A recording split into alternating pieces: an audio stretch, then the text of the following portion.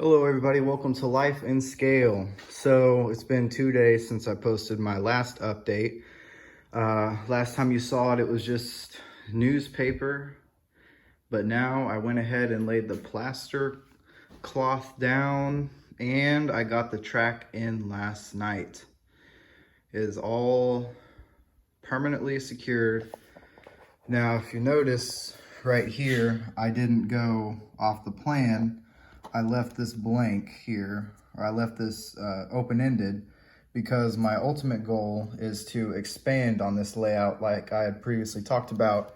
So I do have some more switches coming in the mail, but my plan is I'm gonna have it just go off this way, and then I'm gonna have a few other things, maybe some other industries over here. But I'm gonna have it go off this way, and then I have my table on legs and wheels. So I didn't mean legs, obviously it's on legs, but it's on wheels, so that way I can move it around because this is in my garage. So, but I'm gonna move it further over, and then I'm gonna add another little area over here. Not exactly sure what I'm gonna do yet, but since I've got the idea of how to build this, now it's gonna be a lot easier. And again, this is the Woodland Scenics Scenic Ridge layout for Nscale. And overall, I'm pretty happy with how it looks. It is awesome. This has been a really fun learning experience for me.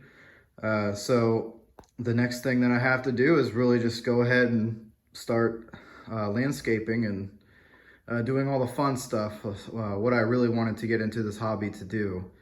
But I wanted to go ahead and show you guys some things. I had showed you earlier, an earlier video, that I had installed these Kato 11 212 lights into the car. So I just wanted to show you guys a little bit how this is working out. And just so you know, I do have the DCC Digitrax DCS52. It is the Zephyr Express. For my first layout, I could have just done DCC, but I knew from the start that I was going to want, or I could have just done DC, I'm sorry. But I knew I was going to want to have sound and do all the cool stuff with the engines. So I just went ahead and did DCC right away, which is fine. I got some wires wired in right here to power it. And I went ahead and put some more wires over here. I'm probably going to solder those in a little bit later. I probably don't need them because the layout runs just fine as is. But so right now I have my Santa Fe Superchief. I got my F units, A and B. I think it's F7A and F7B. Once again, I'm just learning all this stuff. But they are all DCC installed, so they will work just fine on this track. So let's go ahead and show you how it works. We'll go ahead and power the track. And then you see the lights that turn on inside the cab that I was talking about with these LEDs. And if you can see, it actually goes through the cars pretty well. So the way I installed them, you can see in another video of how I got the light to kind of diffuse throughout the whole cab pretty evenly anyway. But let's go ahead and run it here. And if I push 0 here, my headlight comes on. Pretty exciting. So let's go ahead and let's get her going here.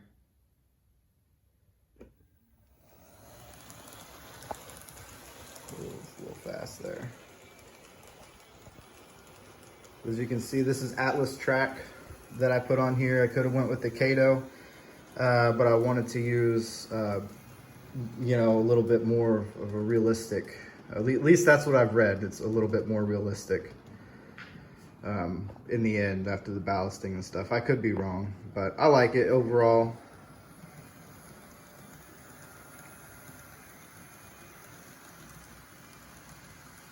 Yeah, everything's just running just fine. I was kind of worried that I would miss some of the joints in here because I've had issues before I glued this down. How you can see, where are we at here? Where we join the track together, those I've accidentally missed a few of them originally before I glued this down, and I kept wondering why the heck my train was derailing. But thankfully I figured that out before I went ahead and glued it down. So you gotta be real careful with those. Yeah, and then it comes around here. And just to kind of give you guys an idea of how well the light diffuses through the train car, let me just go ahead and show you how that works out. All right, so lights are off in the garage, and you can see that the lights go pretty well through the train. Not too bad. Pretty evenly, except this one, it's a little off, but that's because there's a little block in there. You can see this is the dining car, so that would be the kitchen inside there. So, but other than that, I'm very, very pleased with how this turned out, and then we can go ahead and run it. The reason why I wanted to have lights in here, it gives a little bit more of a realistic look.